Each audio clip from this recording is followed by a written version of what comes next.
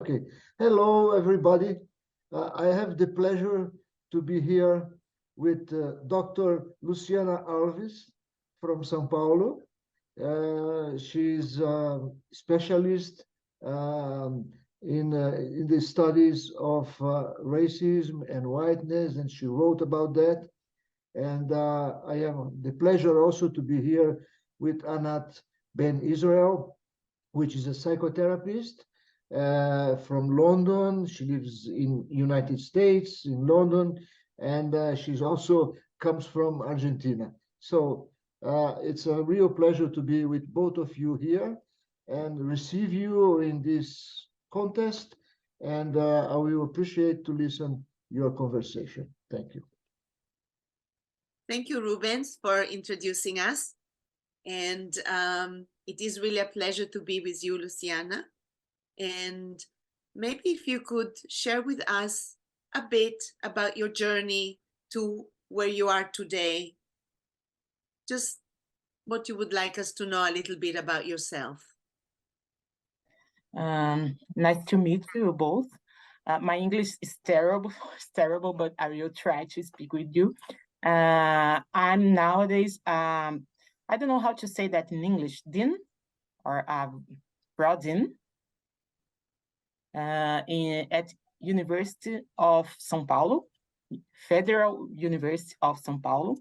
And I deal in my work with questions or issues, better saying, issues linked to affirmative action and students' issues like poverty or other minority students who achieved the college, and they represent groups that were not in college in the past. So they challenge the ways university here in Brazil works.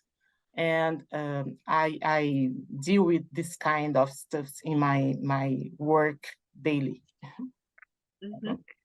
Okay. Yes. Good. And how did you get to be interested in the white, the other? You wrote a book about that. Can you share a bit about that and about the crisis that we are having today of how people see each other and relate to each other? Okay. When I started my master's studies, I intended to study Black teachers, and I am a Black teacher too. So I was looking to myself and people like me, and my advisor suggested me to look to others. So here in Brazil, we didn't have researches about whiteness in that days. So it was around 2007. And I started to read about that in English. So I had two challenges: read in English and read about others, because we in Brazil never thought white people were had to deal with racial issues. So when I started to read the critical whiteness studies from US, I discovered a new, a new field of studies. And I started to question myself and the works we have, the researchers we have here in Brazil about how about white people. If we consider racial relationships, so you must look to the other point of view. So I started to ask about how white people here in Brazil construct their racial identities, and about how these identities deal with racism at all. So I choose talking with teachers. I don't know how to say that in English. I think elementary teachers. Yes, elementary. okay, who were engaged with the fight, and engaged with fighting racism in school, basic schools, so elementary schools, sorry. So the question I proposed to them was really simple. What does it mean to be or being white in a context like Brazil, where we used to say we are mixed people or something like that? We don't have a definite race or something like that. And they used to answer me, I never thought about that. So it was a really big challenge discovered with this kind of subjects. What does it mean to be white in Brazil?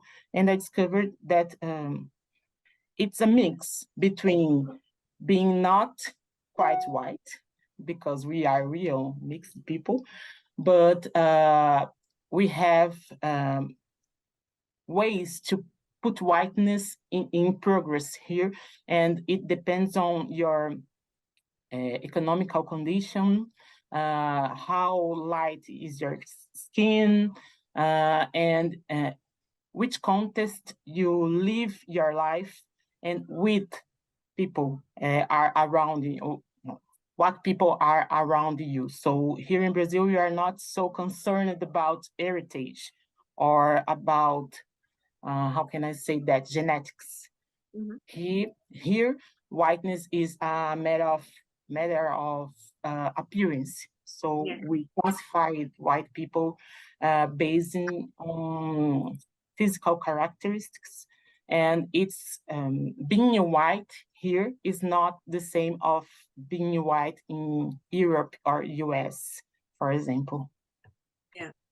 Yeah. Very, very interesting to think about the obvious. To investigate what nobody thinks about, but actually there is a lot of depth to the experience of the Brazilian white, which may have a mix, but they came out white. Yeah. And yeah, here in Brazil, we have an author who says, being white in Brazil is like to face a glass wall. You don't mind with that, but when you start to be concerned about that, it's like to go through this glass wall. yes. And it's not a really comfortable process. It's like discover herself or himself, being part of a system of oppression who not pose difficulties just for Black people, but provide gains to white people too. And assume you are privileged, it's really hard for some white people here in Brazil, and I imagine in all the world. Mm-hmm. Mm-hmm. And can you share a little bit what you're going to be talking about in your presentation? I am thinking about speak how this kind of whiteness, who is not quite white, is possible here in Brazil in a context that we, how can I say, reivindicar, Rubens? Claim ourselves, this mixed heritage. So we are proud about our grandma who was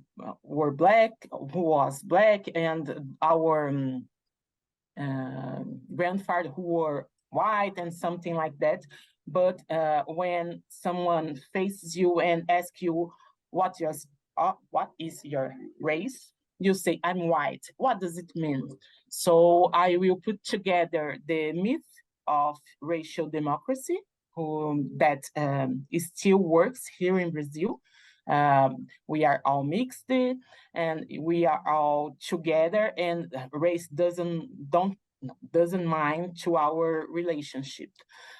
But instead of it, I will provocate, I think, the audience about this kind of argument doesn't support the evidence, especially the statistical ones.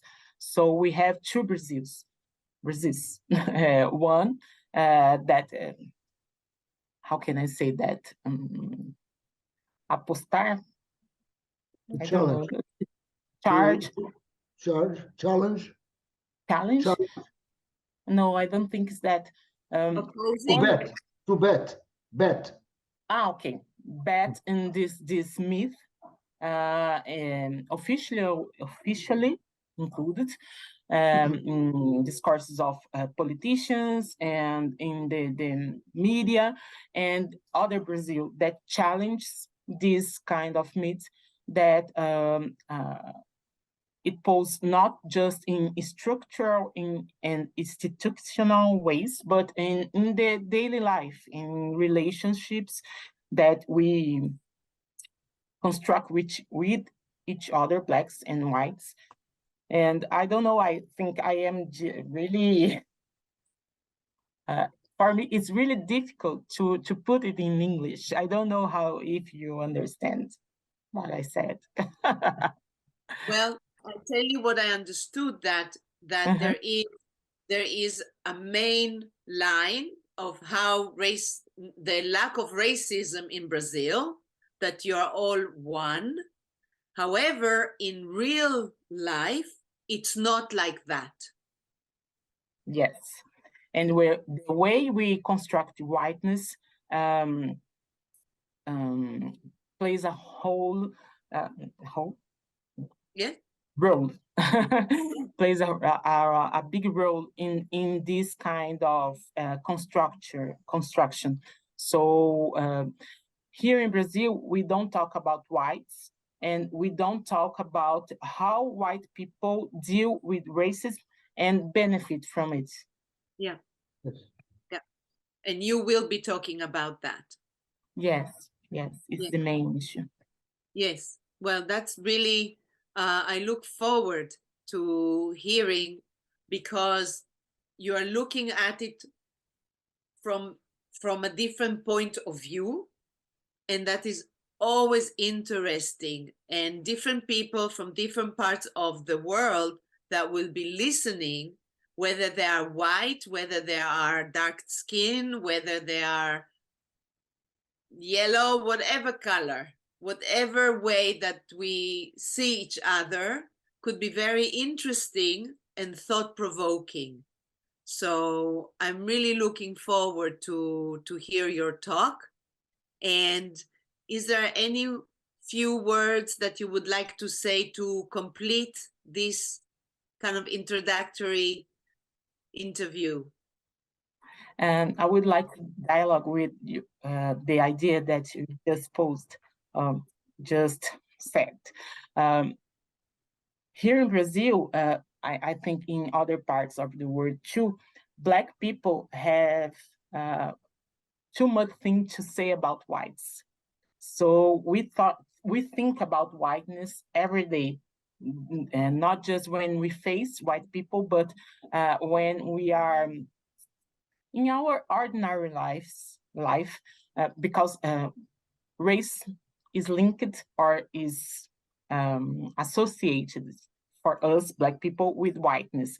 So I in the speech, I intend to bring some highlights about what Black people thinks about whiteness too here in Brazil. Well, that would be very interesting, because a lot of time this is what we don't hear, what people think, one group about another group. Yeah. So I look forward so much to listen to you, Luciana, and I want to thank you for this time and in this short time that we had together, I already got some thoughts moving and feelings, and that's really nourishing. So thank you so much. You're welcome. Oh, sorry. I would like to thank you, you both, for the opportunity to speak with you and to speech, to have a speech in the I don't know if it is a seminar or something like that. I forgot, Rubens. Seminar. It's a interactive seminar.